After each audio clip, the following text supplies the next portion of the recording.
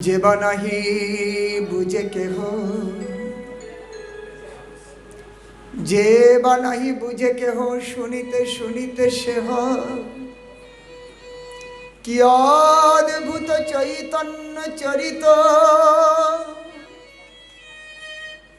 কৃষ্ণে উপজীবে প্রীতি, বুঝিবে রসের রীতি। শুনিলেই বড় হয় হিত।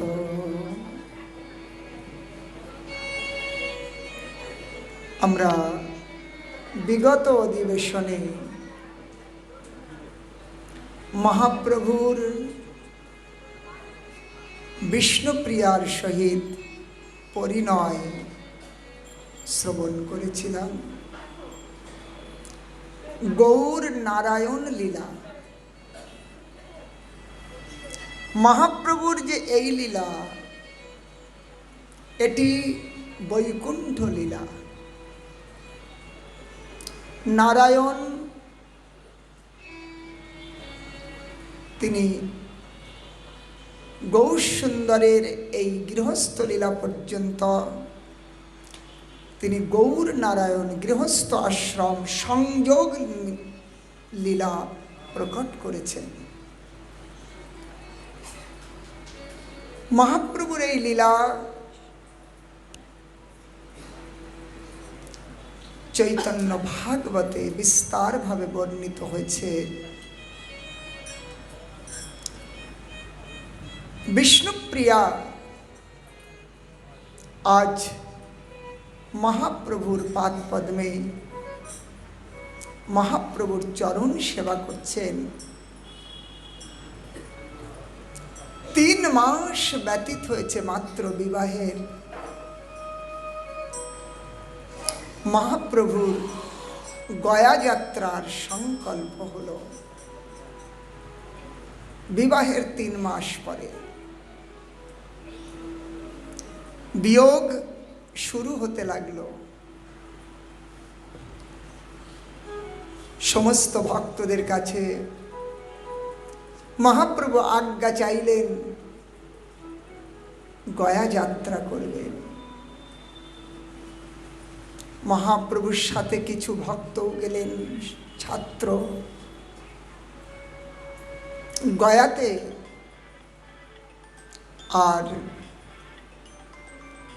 এক কার্যে করেন প্রভু কার্য 5-7।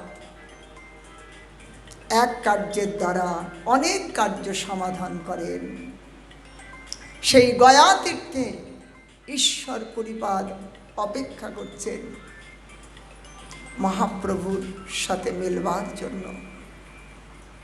এদিকে তিনি গৃহস্থ আশ্রমের শিক্ষক, তাই গৃহস্থকে শিক্ষা দেওয়ার জন্য গয়া যাত্রা করছেন।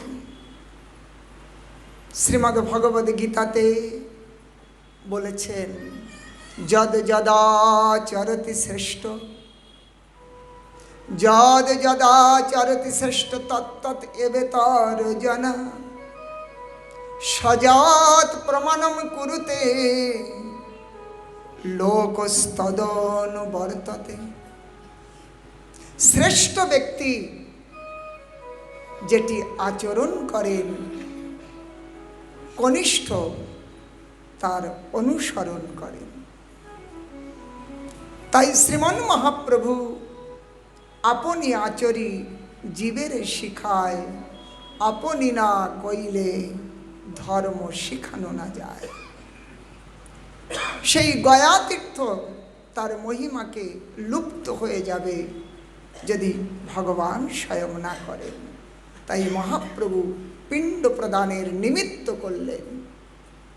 বিচার করুন, তিনি স্বয়ং ভগবান, পিণ্ডদানের তার কোনো আবশ্যক নাই, কিন্তু আমাদেরকে শিক্ষা দিলেন যে শাস্ত্রের মর্যাদা রক্ষা এটি ভগবান এসেও করেন। শাস্ত্রের বাণীকেও তিনি উল্লঙ্ঘন করেন না। আজ সেই বিধানকে লক্ষ্য করে শ্রীমান মহাপ্রভু গয়া যাত্রা করছেন। অনেক সময় ব্যতীত হলো গয়ায় পৌঁছাতে। সেই আজানুলম্বিত মহাপ্রভুর ভুজদণ্ড উত্থিত করে ভাবাবিষ্ট চিত্তে মহাপ্রভু গয়াতে পৌঁছালেন। গয়াতে গদাধর বিষ্ণুর পাদ পদ্ম, সেই পাদ পদ্ম দর্শন করে মূর্ছিত হলেন। নেত্রে অবিরল প্রেমাশ্রু বয়ে চলেছে। সেই মহাপ্রভুর চিত্রটি একবার হৃদয়ে অবতারণা করুন। কুঞ্চিত কেশ একেবারে স্কন্ধ ভরে,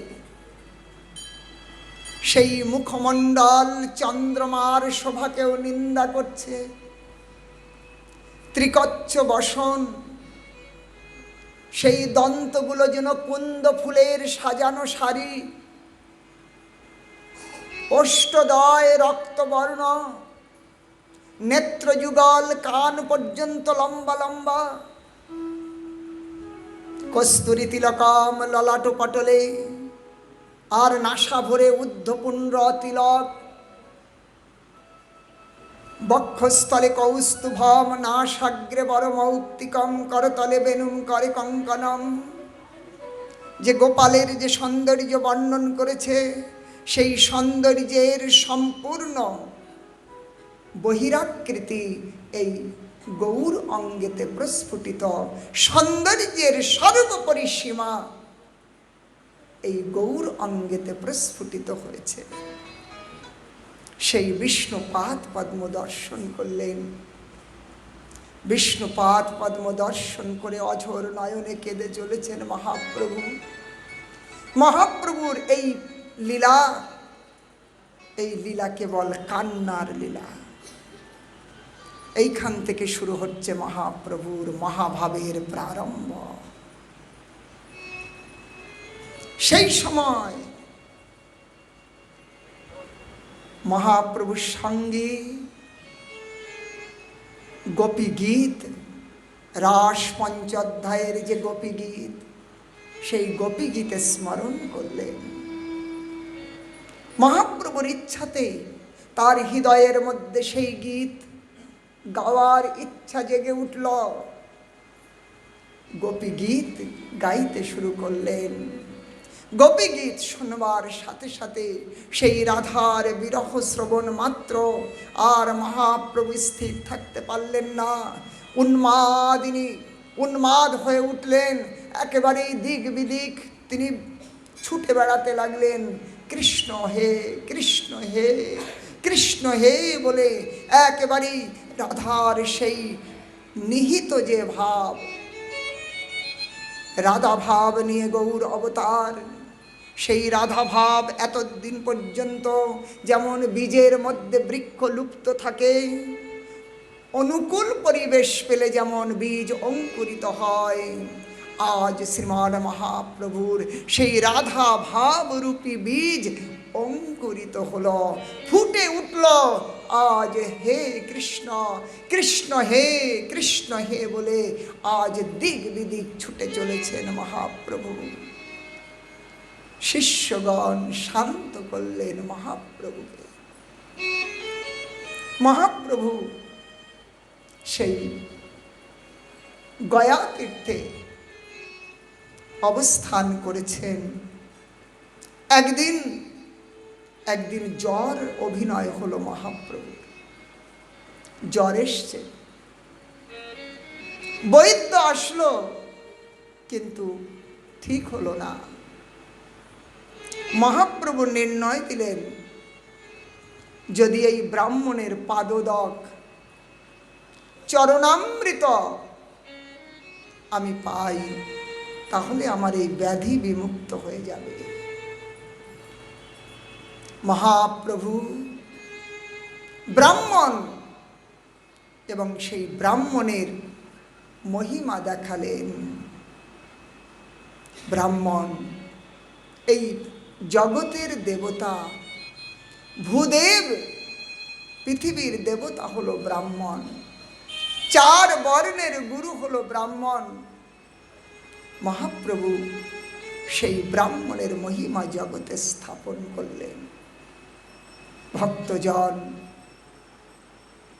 সেই ব্রাহ্মণ বর্ণশ্রেষ্ঠ, ভগবানের মুখপদ্ম থেকে ব্রাহ্মণের প্রাকট্য। ব্রাহ্মণ এই পৃথিবীর সর্বশ্রেষ্ঠ ভূমিকায়, কিন্তু সেই ব্রাহ্মণ যদি স্বধর্মচ্যুত হয়ে যায়, ভ্রষ্ট হয়ে যায়, তাহলে দুর্ভাগ্য মানা হয়েছে। ব্রাহ্মণ তিনি গুরুর কাজ করবেন, তিনি আচরণ করে অন্য বর্ণাশ্রমীদেরকে শিক্ষা দেবেন, এটি ব্রাহ্মণের কাজ। যজন, যাজন, অধ্যয়ন, অধ্যাপনা, বেদ বিদ্যায় পারঙ্গত ব্রাহ্মণের প্রথম অধিকার।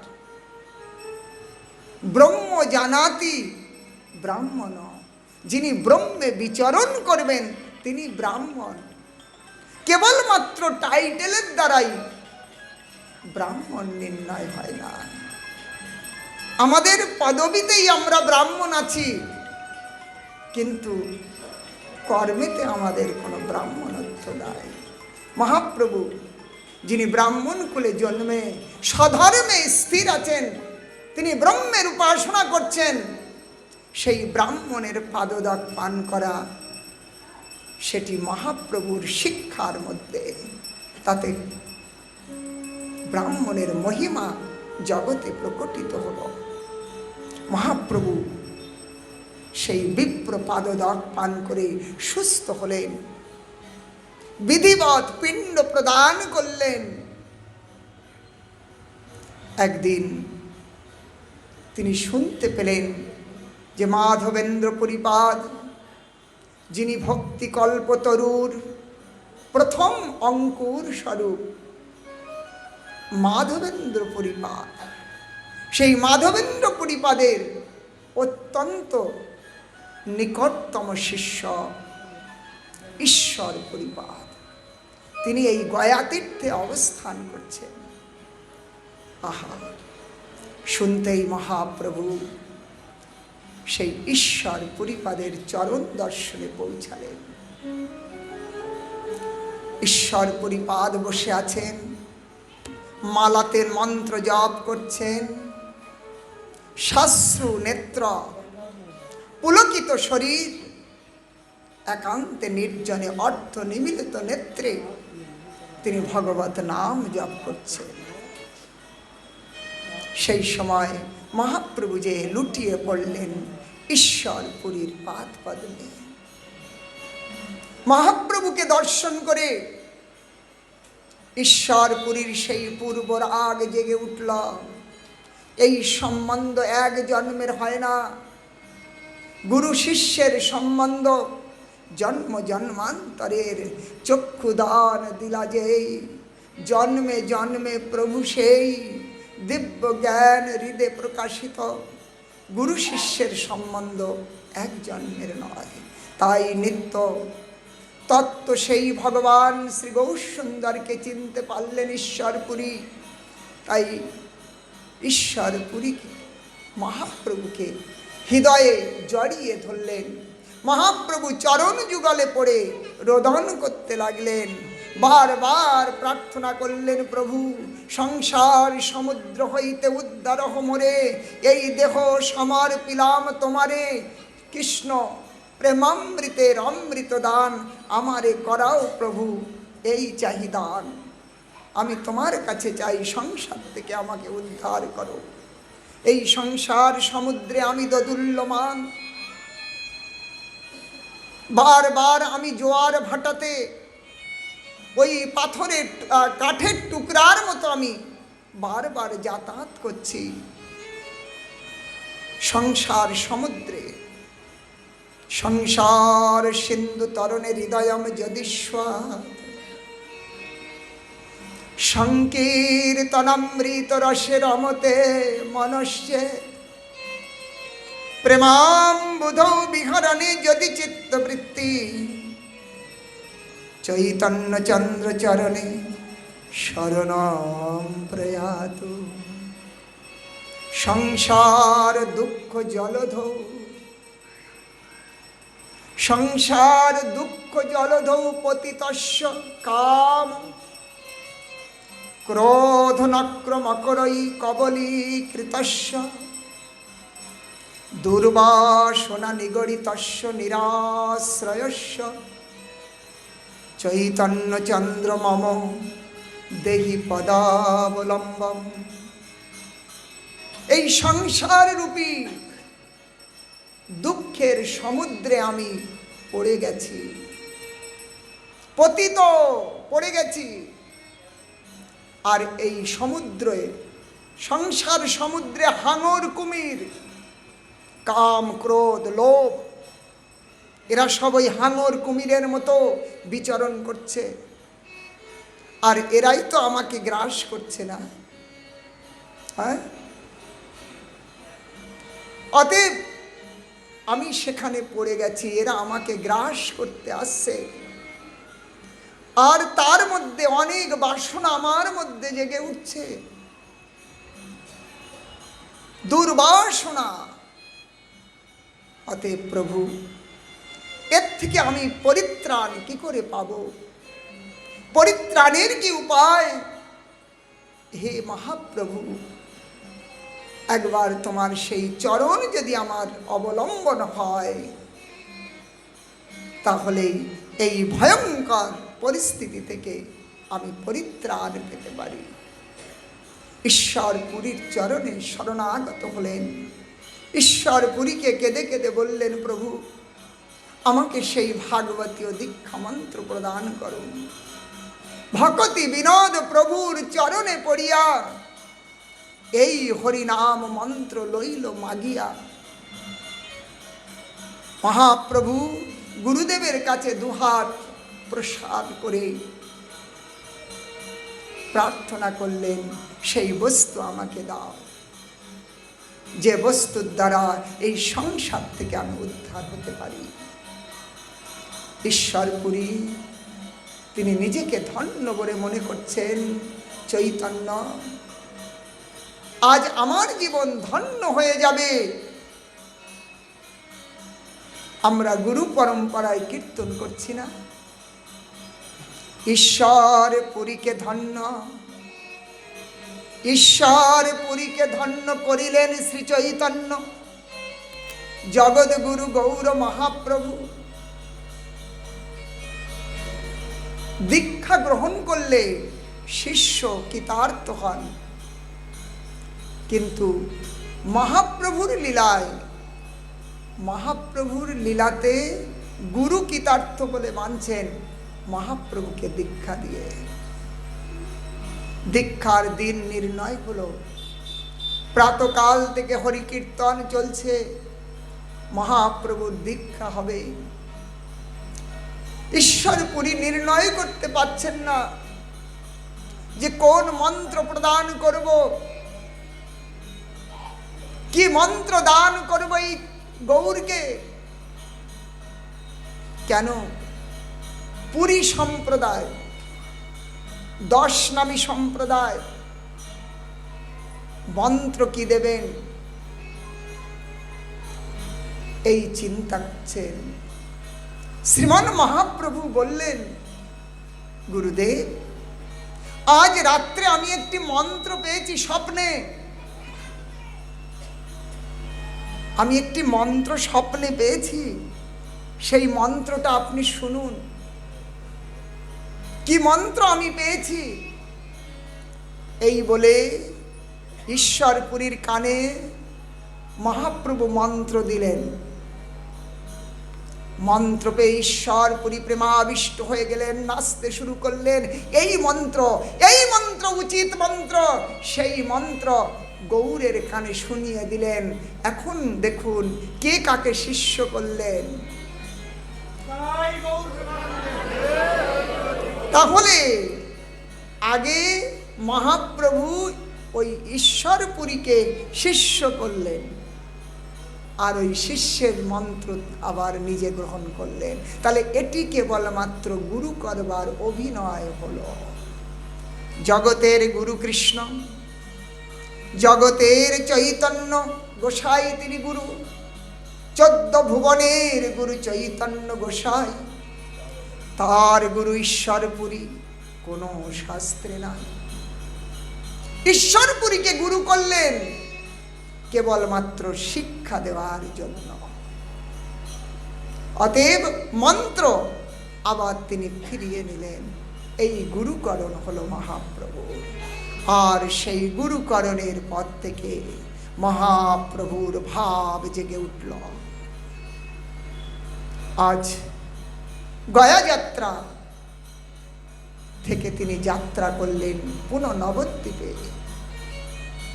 শিষ্যগণের সঙ্গে মহাপ্রভু আজ ফিরে আসছেন নবদ্বীপ ধাম।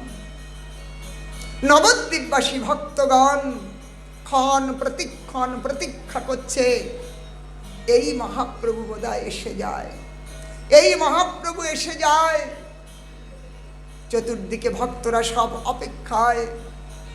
অচানক হরিকীর্তনের সংবাদ ছুটে আসলো, কীর্তনের শব্দ ভেসে আসলো। মহাপ্রভু দুবাহু তুলে, সেই নেত্র দুটি উত্থানযুক্ত উপরের দিকে হয়ে আছে, সেই মাথার যে সুচিকণ কেশ, সেই কেশরাশি এলোথেলো, বস্ত্র আভূষণ বিভূষণের কোনো বিকার নাই, চতুর্দিকে সব এলোথেলো হয়ে মহাপ্রভু দুবাহু তুলে হা কৃষ্ণ, হা কৃষ্ণ, হা কৃষ্ণ বলে এসে একেবারেই নবদ্বীপে শচীর অঙ্গনে আছাড় খেয়ে পড়লেন। শচীমা দেখে অবাক হলেন। চতুর্দিকের ভক্তগণ ছুটে আসলেন। মহাপ্রভুর অবিরল নেত্র ঝরছে, যাকে দেখছেন তাকে মহাপ্রভু জড়িয়ে ধরে, তোমরা কি কৃষ্ণ দেখেছ? কোথায় আমার কৃষ্ণ, কোথায় আমার কৃষ্ণ? একেবারেই উন্মাদ হয়ে কোথাও ছুটে যাচ্ছে। কখনো বা কৃষ্ণ কৃষ্ণ বলে উন্মাদ হয়ে লম্প ঝম্প করছে। সেই বিকার বিকৃত রূপ দেখে শচীমা স্থির করতে পারছেন না, এ কি হলো, অবস্থা এমন কেন হলো? নবদ্বীপবাসী যারা চিনতে পারলেন না, তারা বলতে লাগলেন, শচীমা বায়ু রোগ হয়েছে, ব্যাধি হয়েছে, মহাব্যাধি, বায়ু রোগ। এক কাজ করো, মাথায় তিলের তেল ঠান্ডা, সেই মাথায় তিলের তেল দাও, ঠান্ডা জিনিস খাওয়াও, বায়ু ব্যাধি প্রশমিত হবে। শচীমা নির্ণয় করতে পারছেন না কি করবেন। অত্যন্ত ব্যথিতা, ব্যাকুল হয়ে উঠলেন, এ কি হলো আমার অচানক? হে বিধাতা, তুমি তো গৌরকে সুন্দর নিয়ে গেছিলে, কিন্তু ফেরত দিলে কেন এই রকম করে? কি হয়েছে? শচীমা শ্রীবাস ঠাকুরের কাছে গেলেন। শ্রীবাসকে যে বললেন, প্রভু একবার এসো, দেখো আমার নিমাইয়ের কি হয়েছে। শ্রীবাস ঠাকুর এসে উপস্থিত হলেন। শ্রীবাসকে দেখে মহাপ্রভু আলিঙ্গন করলেন শ্রীবাসকে। শ্রীবাস ঠাকুর মহাপ্রভু সেই প্রেমময় রূপ দর্শন করে তিনি চিনতে পারলেন, বুঝতে পারলেন, এ তো এই প্রাকৃত কোনো রোগ নয়, এই জগতের কোনো ভাবনা নয়, এ তো সেই মহাপ্রেমের মহাবিকার। তাই শচীমাকে বললেন, মা, নিমাইয়ের যে ব্যাধি হয়েছে, সেই ব্যাধি যদি কোনো জন্মে কোনো ভাগ্যে আমাদের হয়, আমাদের জীবন ধন্য হয়ে যাবে। এটি কোনো ব্যাধি নয় মা, এটি কৃষ্ণ প্রেমের বিকার। শুনতেই মহাপ্রভু আলিঙ্গন করলেন শ্রীবাসকে। শ্রীবাসকে বললেন, শ্রীবাস, অন্যের মতো তুমি যদি বলতে যে ওই বায়ু ব্যাধি হয়েছে, তো আজ আমি এই প্রাণ গঙ্গাতে বিসর্জন দিতাম।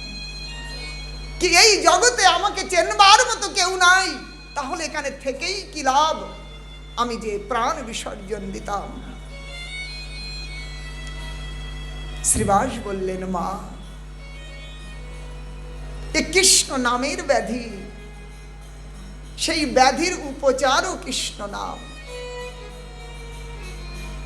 কৃষ্ণ প্রেমের বিকার কৃষ্ণ নামের দ্বারাই উপশম হবে, শান্ত হবে।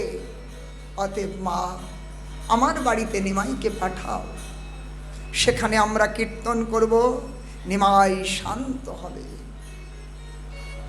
আজ অবলা সচিমা নিমাইকে ওই শ্রীবাস ঠাকুরের গৃহে পাঠানোর আদেশ দিলেন। শ্রীবাস ঠাকুরের বাড়ি সংকীর্তনের আশস্থলী। সংকীর্তন হচ্ছে, অদ্বৈতাচার্যের মিলন হলো। একে একে সমস্ত ভক্ত যারা দূর দূর বিরাজ করছেন সবাই এসে উপস্থিত হলেন। কিন্তু মহাপ্রভু যেন কারোর প্রতীক্ষা করছেন। কে সে? নিত্যানন্দ। নিত্যানন্দ নাই। আজ মহাপ্রভু একটি স্বপ্নের কথা সমস্ত ভক্তদেরকে ডেকে বললেন, শোনো শোনো ভক্তবৃন্দ, আমি একটি অদ্ভুত স্বপ্ন দেখলাম। একজন আজানুলম্বিত তালধ্বজাকৃতি বিশাল কায়, কৃষ্ণ প্রেমে দোদুল্যমান, নেত্রে অশ্রুধারা বইছে, নীল বস্ত্র পরিধান। তিনি এই নবদ্বীপে এসে নিমাইয়ের বাড়ি কোনটি বলে লোকের কাছে জিজ্ঞাসা করছে। এইটি কি নিমাইয়ের বাড়ি? আমার মনে হয় কোনো মহাপুরুষ এই নবদ্বীপে এসছে, তোমরা একবার খুঁজে বার করো।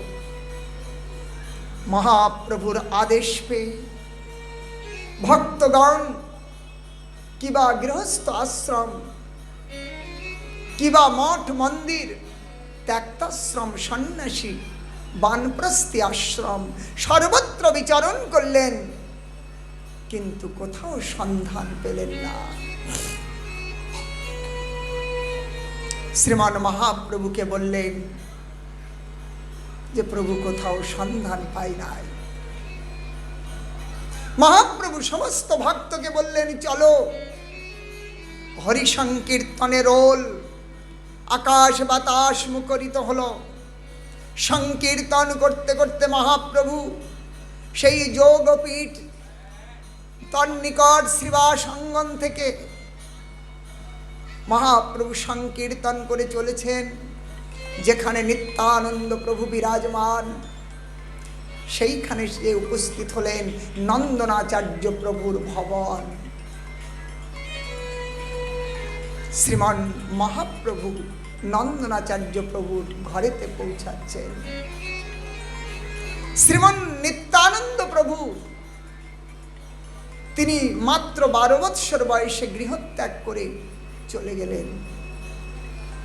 এই একচক্র গ্রামে তিনি অবতীর্ণ হন। মাতা পদ্মাবতী এবং হারাই পণ্ডিতের গৃহকে আলোকিত করে ফাল্গুনী শুক্ল ত্রয়োদশী তিথিতে নিত্যানন্দ প্রভুর প্রাকট্য মহোৎসব, মাঘ শুক্ল ত্রয়োদশী তিথিতে মহাপ্রভুর পূর্বে নিত্যানন্দ প্রভুর প্রাকট্য মহোৎসব। তিনি জন্মগ্রহণ করে বিবিধ প্রকার সেই কৃষ্ণলীলা অনুসরণ করতে লাগলেন। 12 বৎসর বয়সে এক সন্ন্যাসী আসলেন। এক সন্ন্যাসী এসে তিনি হারাই পণ্ডিতের বাড়িতে অতিথি হলেন। অত্যন্ত যত্ন সহকারে দম্পতি ওই সন্ন্যাসীকে সেবা করলেন। সন্ন্যাসী যেদিন বিদায় নেবেন, হারাই পণ্ডিতকে বললেন, হে মহারাজ, আমার কিছু ভিক্ষা চাই। হারাই পণ্ডিত নতমস্তকে বললেন, মহাত্মান, আমি কি দিয়ে আপনার সন্তুষ্ট করতে পারি? বললেন, তোমার এই ছোট্ট বালককে আমাকে দান দাও। একমাত্র সন্তান, নাম তখন কুবের। নিত্যানন্দের বাল্য নাম কুবের। ওই পুত্রকে আমাকে দাও। আমি বৃদ্ধ হয়েছি, তীর্থযাত্রা করব, এই বালক আমার সহায়ক হবে। আমাদের কি দশা হবে বলুন? যদি পুত্র প্রার্থনা করে, হারাই পণ্ডিত সাশ্রু নেত্রে ওই পুত্রকে এনে সন্ন্যাসীর হাতে তুলে দিলেন। বালকও, কুবেরও বললেন, হ্যাঁ পিতা, আমি যাব। বালকও মানা করল না। আজ সন্ন্যাসীর হাতে তুলে দিলেন। চিরবিদায়, চিরদিনের মতো মাতা পিতাকে প্রণাম করে বিদায় হয়ে চলে গেলেন নিত্যানন্দ। আর ফিরে যান নাই কখনো, কোনো দিন, কোনো কালে ওই মাতা পিতাকে দেখতে। বিদায় নিয়ে চলে গেলেন। আগে যে ওই সন্ন্যাসী অন্তর্ধান হয়ে গেলেন, এটি কেবলমাত্র বাহানা নিত্যানন্দকে গৃহ থেকে বাইরে নিয়ে আসা। নিত্যানন্দ প্রভু তীর্থে তীর্থে বিচরণ করলেন। যে যে স্থানে প্রভুর লীলা হয়েছে, সমস্ত তীর্থে বদ্রীনাথ ধাম পর্যন্ত নিত্যানন্দ প্রভু বিচরণ করলেন। যেখানে যেখানে পৌঁছেছেন নিত্যানন্দ প্রভু স্বয়ং সেই সেই স্থানের ইষ্টদেব প্রকটিত হয়ে নিত্যানন্দকে স্বাগত করেছেন। যখন পৌঁছেছেন নিত্যানন্দ প্রভু বদরিকাশ্রম, সেখানে স্বয়ং ব্যাসদেব প্রকটিত হয়ে নিত্যানন্দ প্রভুকে স্বাগত জানিয়েছেন। শিব ক্ষেত্রে পৌঁছেছেন, শিব কাঞ্চি, বিষ্ণু কাঞ্চি, শিব পার্বতী প্রকটিত হয়ে নিত্যানন্দ প্রভুর সেবা করেছেন। সমগ্র তীর্থ বিচরণ করে বৃন্দাবনে উপস্থিত হলেন। শ্রী বৃন্দাবন, বৃন্দাবন বলে মহাপ্রভুর দ্বিতীয় কলেবর নিত্যানন্দ স্বরূপ সেই বৃন্দাবনে বিচরণ করছেন। দ্বাদশ মহাবন দর্শন করে তিনি সেই বৃন্দাবনে এসে কৃষ্ণ কৃষ্ণ বলে দুবাহু তুলে রোদন করতে লাগলেন, কোথায় কৃষ্ণ, কোথায় কৃষ্ণ, কোথায় কৃষ্ণ বলে। যাহারা ইমলিতলায় গেছেন, তার সন্নিকটে আছে শৃঙ্গার বট। যে বটবৃক্ষের তলায় শ্যামসুন্দর আজ শ্রীমতী রাধারানীর ক্রেশ প্রসাধন করেছিলেন, বিভিন্ন পুষ্প চয়ন করে শ্রীমতীকে শৃঙ্গার করেছিলেন বা আজও করেন, সেই শৃঙ্গার বটে উপস্থিত হলেন নিত্যানন্দ প্রভু। তিনি ভাবাবিষ্ট উন্মত্ত হয়ে এক বৃক্ষের উপরে মুষ্টাঘাত করলেন। সেই বৃক্ষ একেবারে চড়মড় করে ভেঙে পড়ল। আকাশবাণী হলো, নিত্যানন্দ, তুমি তোমার সেই ভাই কৃষ্ণকে এই ব্রজেতে খুঁজে পাবে না। সেই কৃষ্ণ এখন নদিয়া নবদ্বীপে যে অবতীর্ণ হয়েছে, তিনি এখন গৌর হরি রূপে সেখানে নাম সংকীর্তন বিতরণ করছে, তোমার জন্য অপেক্ষা করছে। তুমি বিলম্ব না করে সেই নদিয়া নবদ্বীপে যাও। আকাশবাণী শ্রবণ করে নিত্যানন্দ প্রভু তিনি নবদ্বীপ ধাম করে ছুটতে লাগলেন। ছুটতে ছুটতে এই নন্দনাচার্য প্রভুর গৃহেতে এসে তিনি অবস্থান করলেন এবং চিন্তা করলেন, আমি নয়, আমি তাকে খুঁজেছি, আমার ইষ্টকে খুঁজেছি। আমি যদি তার একনিষ্ঠ সেবক হই তাহলে এখন তিনি আমাকে খুঁজে বার করবেন। এই বিচার করে তিনি ওই নন্দনাচার্য প্রভুর গৃহেতে লুকায়িত আছেন। আর শ্রীমান মহাপ্রভু সপার্ষদ নিয়ে নন্দনাচার্য প্রভুর বাড়িতে উপস্থিত হলেন। মহাপ্রভুর আগমন, দরজায় প্রবেশ করবেন আর বীর সিংহাসনে বসে আছেন নিত্যানন্দ প্রভু। আজ দূর থেকে নিতাই নিমায়ের দৃষ্টি মিলন হলো, একে অপরকে দেখলেন। অনেকক্ষণ, দীর্ঘক্ষণ নয়নে নয়ন মিলন হলো। আজ একে অপরকে দেখতে লাগলেন। সমস্ত ভক্তগণ সেই দৃশ্য দেখে অবাক হলেন। আমরা এত খুঁজে বেড়িয়েছি, কোথাও পাই নাই। মহাপ্রভু ছুটে আসলেন, নিত্যানন্দ প্রভু ছুটে গেলেন এবং দুজনকে বাহুপাশে বন্ধন করলেন। অশ্রু জলে আজ একে অপরকে স্নান করিয়ে দিলেন। চতুর্দিকে হরি সংকীর্তন হতে লাগলো, ভক্তগণ হরি কীর্তন করতে লাগলেন। হরিধ্বনিতে ভরে উঠল সেই নন্দনাচার্য ভবন। নিতাই গৌরের মহামিলন।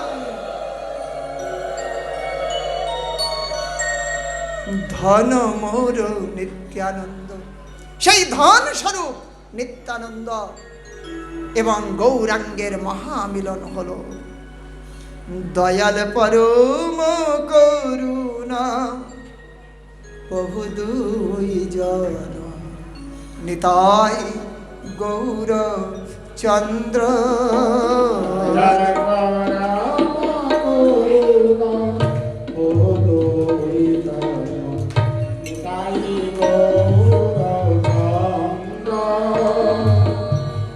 পরম করুণা বহু দুই জন, নিতাই গৌর চন্দ্র।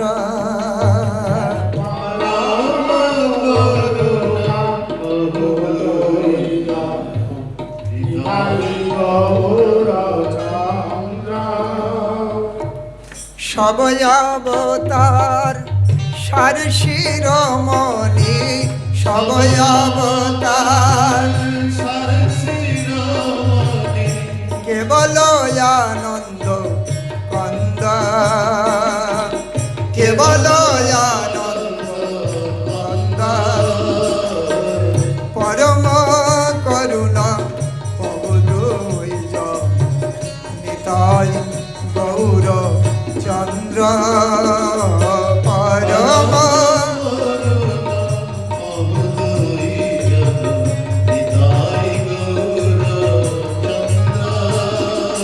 পরম করুণা বহু দুই জন, নিতাই গৌর চন্দ্র।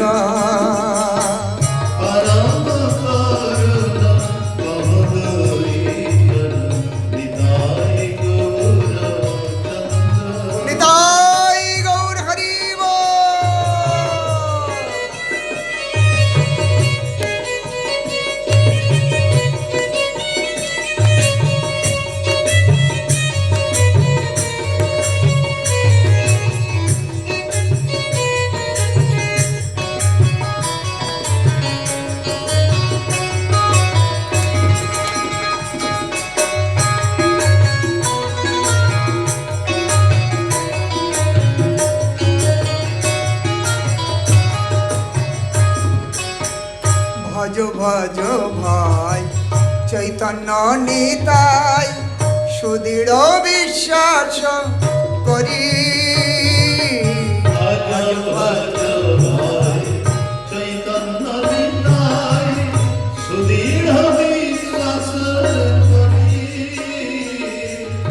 ভজ ভজ ভাই চৈতন্য নিতাই সুদৃঢ় বিশ্বাস করি ভজ ভজ ভাই চৈতন্য নিতাই সুদৃঢ় বিশ্বাস করি